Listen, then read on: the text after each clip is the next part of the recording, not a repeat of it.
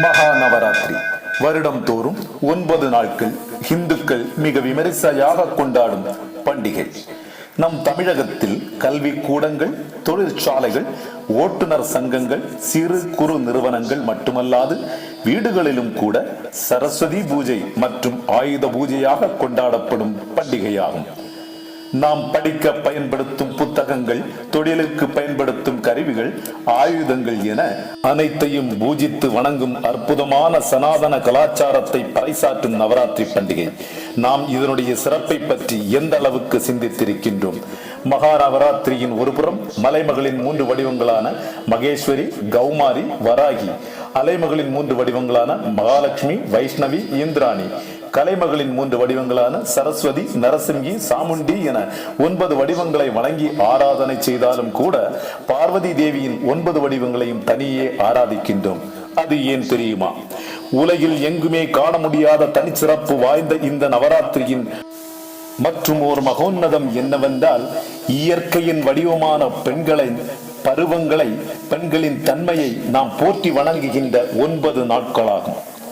ஒரு பெண்ணின் வாழ்வின் 9 பருவங்களைத்தான் நாம் பூஜித்து வணங்குகின்றோம். சிறுமியாக இருக்கும் பருவம் முதல் முதிர்ந்த பருவம் வரையிலான 9 பருவங்களைத்தான் நாம் பார்வதி தேவியின் 9 வடிவங்களாக 9 திருநாமங்களில் நாம் ஆராதனை செய்கின்றோம். முதல் நாளில் சிறுமியாக இருக்கும் சைலபுத்திரியை பூஜிக்கின்றோம். பால்யம், விசுத்தி, நிர்மலம் என்கின்ற பாவங்கள் கொண்டவளாக சைலபுத்திரியை நாம் ஆராதித்து வழிபடுகின்றோம். 2ஆம் நாளில் பிரம்மச்சாரணியை பூஜிக்கின்றோம். மாணவியாக இளமை பருவத்தோடு இருக்கும் பார்வதி தேவியை அத்தியாயனம், ஞானம் என்கின்ற பாவங்கள் கொண்டவளாக பிரம்மச்சாரணியாக நாம் ஆராதிக்கின்றோம். 3ஆம் நாளில் நாம் சந்திரகாந்தா தேவியை பூஜிக்கின்றோம். சந்திரனை தலையில் சூடிய சிவபெருமானை திருமணம் செய்து கொண்டேன் என்ற சந்திரனை தலையில் சூடி சௌந்தர்ய பொலிவுடன் நமக்கு காட்சியளிக்கின்றாள் பார்வதி தேவி. ஆகவேதான் பார்வதி தேவியை சிவாயை என்றும் பரமேஸ்வரி என்றும் மகாராஜ்னி என்றும் விളിக்கின்றோம். சந்திரகாந்தா தேவியை நாம் சௌந்தர்ய பாவம் கொண்டவளாக ஆராதனை செய்து வழிபடுகின்றோம். 4ஆம் நாளில் நாம் கூஷ்மாண்டா தேவியை பூஜிக்கின்றோம். கூஷ்மம், அண்டம், இயற்கையை தன் வயிற்றில் வைத்து கர்ப்பம் தரித்தவள் என்பது பொருள். பார்வதி தேவி கர்ப்பிணியாக நமக்கு காட்சியளிக்கின்றாள். பெண் தான் இயற்கை, இயற்கையின் வடிவம்தான் பெண் என்னும் தத்துவத்தை நமக்கு உணர்த்தும் விதமாகவும், தாய்மையின் வடிவம் கொண்ட பெண்ணின் வலிகளை நாம் புரிந்து கொள்ளும் விதமாகவும் கூஷ்மாண்டா தேவியை ஆராதிக்கின்றோம். 5ஆம் நாளில் ஸ்கந்தமாதா தேவியை பூஜிக்கின்றோம். ஸ்கந்தன் ஆகிய முருகப்பெருமானை தன் மடியினில் தாங்கியிருக்கும் ஸ்கந்தமாதாவாக காட்சியளிக்கின்றாள் பார்வதி தேவி. உலகிலுள்ள அனைவரையும் தன் குழந்தையாக கொஞ்சும் தாய் ஸ்கந்தமாதா. 5வது நாளை லலிதா பஞ்சமியாகவும் நாம் கொண்டாடுகின்றோம். குழந்தையை கொஞ்சும் தாய்மையின் பாவமாக ஸ்கந்தமாதா தேவியை நாம் ஆராதிக்கின்றோம்.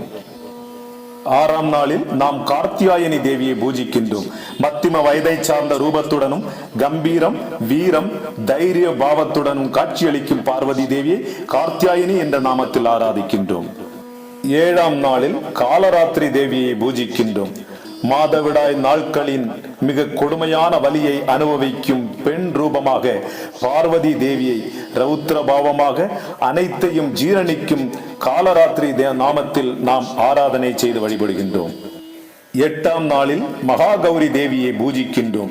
மாதவிடாய் நாட்களின் தொந்தரவுகள் அனைத்தும் நீங்கிய பாட்டியின் வடிவமாக பார்வதி தேவி காட்சியளிக்கின்றாள். தனது குடும்பம் என்ற உறவு நீக்கி அவள் அனைவருடையும் தாயாகவும் அனைவரையும் தனது குடும்பமாகவும் எண்ணும் மனோபாவமாக அனைவரும் அம்மா என்றழைக்கும் குணம் பெற்றவளாக விளங்குகின்றாள் மகா கௌரி. மகா கௌரி என்றால் ஒளிர்பவள் என்று பொருள். உலகம் முழுவதும் அன்பை வாரி கொடுத்து அனைவருக்கும் தாயாக ஒளிரும் பாவத்தோடு காட்சியளிக்கும் பார்வதி தேவியை மகா கௌரி என்ற நாமத்துடன் நாம் ஆராதிக்கின்றோம். நவராத்திரியின் கடைசி நாளான 9ஆம் நாளில் சித்திதாத்ரி தேவியை நாம் பூஜிக்கின்றோம். பெண்ணின் பூரண பாவத்தோடு இருக்கும் பார்வதி தேவி வாழ்வு முழுவதும் அனுபவப்பட்டு முதிர்ந்து தான் யார் என முழுமையாக உணர்ந்த வடிவம். இந்த பாவத்தை நாம் சித்திதாத்ரி தேவியாக ஆராதனை செய்து வழிபடுகின்றோம்.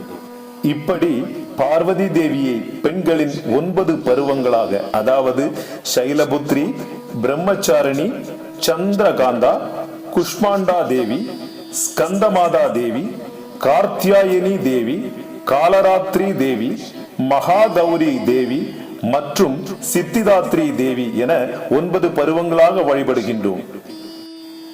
இப்படி உலகில் எங்கும் காண முடியாத பெண்களின் பருவங்களையும் பாவங்களையும் மதிக்கவும் பூஜிக்கவும் வாழ்நாள் முழுவதும் போற்றவும் கற்றுத்தருகின்ற மகோன்னதமான சனாதன கலாச்சாரத்தின் உச்சத்தை உணர வைக்கின்ற பண்டிகைதான் மகா நவராத்திரி. பெண் என்பவள் இயற்கையின் வடிவம் என்பதை நாம் உணர்ந்து கொள்ள வேண்டும்.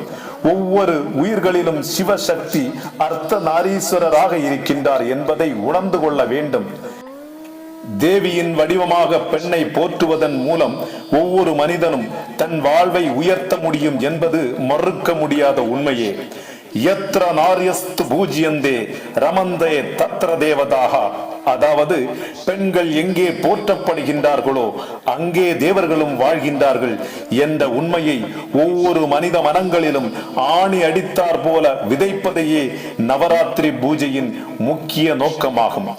இந்த மாபெரும் தத்துவத்தை பாரத திருநாட்டில் சனாதன தர்மத்தை பின்பற்றுபவர்கள் உலகிற்கே கற்றுத்தரும் விதமாக மனோகோன்னதமாக கொண்டாடும் பண்டிகையே இந்த மகா நவராத்திரி பண்டிகை. அனைவருக்கும் நவராத்திரி நாயகியின் பேரொருள் கிடைக்கட்டும்.